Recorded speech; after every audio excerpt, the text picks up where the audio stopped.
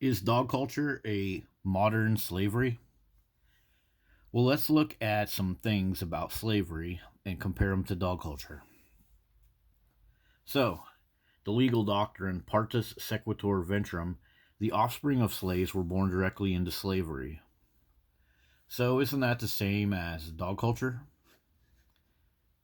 If you're one of these poor kids born into a dog nutter family, you have signed up to have your head crashed into concrete, drywall, grass, and all kinds of other stuff. Did you sign up for this?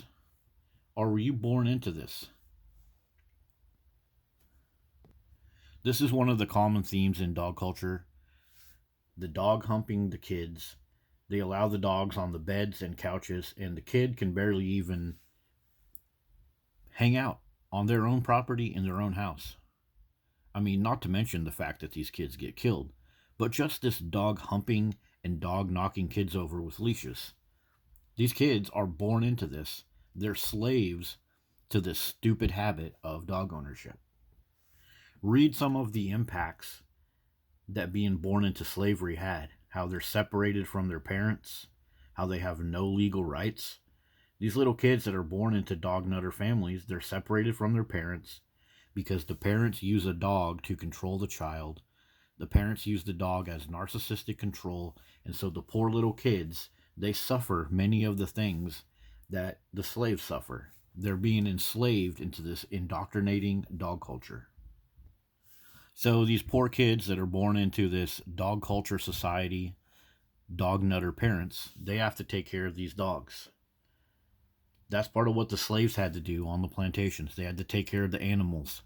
They had to be exposed to the feces, the dangers of being around the animals. The enslaved people had to work on the plantations taking care of animals. Danger, feces, early death, unable to age very long. Isn't that what we're doing with these kids? Forcing them to have dogs in their life? Are you going to wait till the kid is 18 and let them decide if they want to have a dog? Nope. They're born right in to all of this type of stuff. All these things that the slaves had to do to take care of these animals on the plantation, this is what these kids are going to have to do. They're going to own more and more dogs. They're going to be less connected to their family, and they're going to have to take care of a house and a property just for a dog.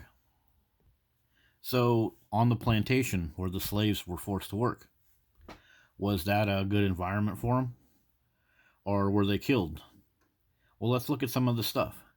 Child mortality was high. Child mortality is high with dog culture. Little kids are born into houses and they die. They're killed by their parents' dog. And not only was child mortality high, um, the death rate was twice that of the white children for the slaves, and they didn't live very long. They weren't allowed to grow to an old age. So the slavery, the plantation work, it just wore the people out. They didn't get to have a childhood. They didn't get to be children and grow and learn about their society. They're put straight to work. And then when they get old, they just die. And so that's dog culture. Here's a playlist for you to look at. This is called Pit Bulls and Other Large Breeds Do Not Belong Around Senior Citizens or Children. You see, grandmother killed by pit bull, by the daughter's pit bull. So children and senior citizens are the ones that suffer some of the worst tragedies from all of this slavery to dog culture. When you're a little kid, you don't have the alertness and the strength to deal with all of these dogs. Like this girl right here, the dog tore her lip off. Like grandma right here. You know, once you get to be so old, your strength, your speed, your situational awareness starts to go down, and then you start to get picked off by dogs.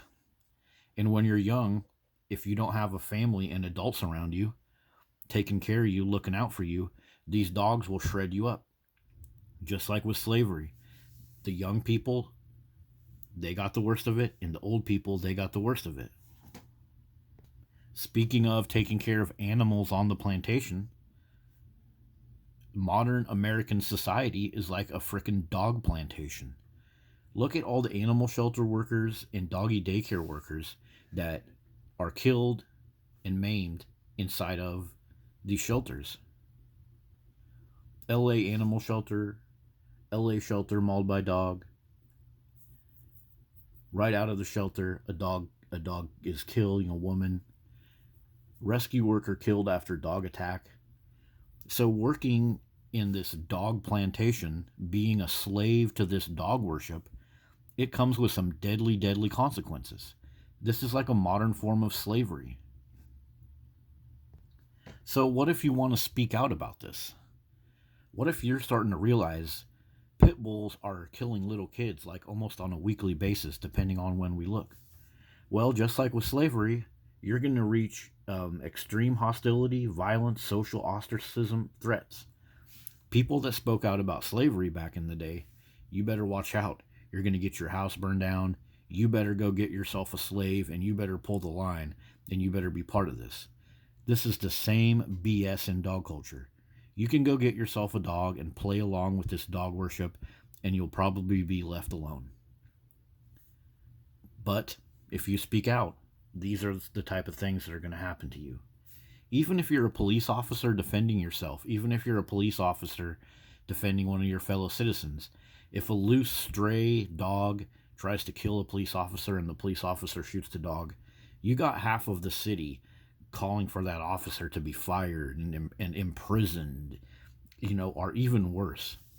So yeah, anybody that speaks out against dog culture. I mean, just look at our dog culture critique channels on YouTube. They're shadow banned. And if we go on Facebook or other social media things and we talk about anything even from barking or noticing some of the discrepancies in all these different dog rescues where they don't actually rescue dogs, we will be met with all of this stuff. It doesn't matter how honest we are. It doesn't matter what type of research we do. We are basically treated like abolitionists.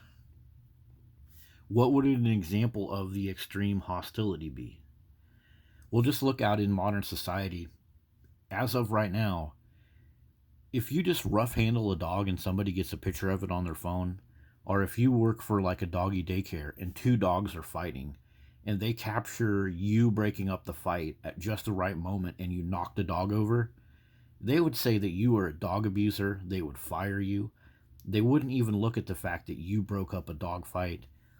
I actually have a really good story about that I'll share with everybody. This video, I gave it a funny title, but this is about a man that worked at a doggy daycare, and the video shows him breaking up a fight. But they make a huge, huge news report, and they say that he body slammed the dog.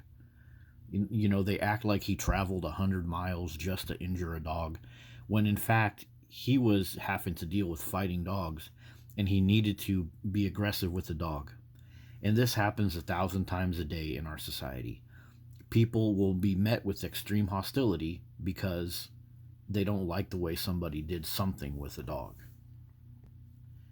Even the people that breed the dogs and raise the dogs, they are killed by the dogs. So, just like the life on the plantation, it's deadly. It's very, very deadly. You are born into it, you're forced to participate in it, you're met with extreme criticism and hostility and ostracization if you don't agree with it. To me, this is just like slavery. We're slaves to this dog worship. You're born into a dog-loving family, and the rest of your life is pretty much set to picking up dog turds, hating on your fellow citizens for not loving your dog, and all of the other stuff that goes with it. So, have a look at some of these things that I'm sharing with you. Does any of this sound like dog ownership, disease, child mortality, injuries, punishments? Sure does sound like it to me.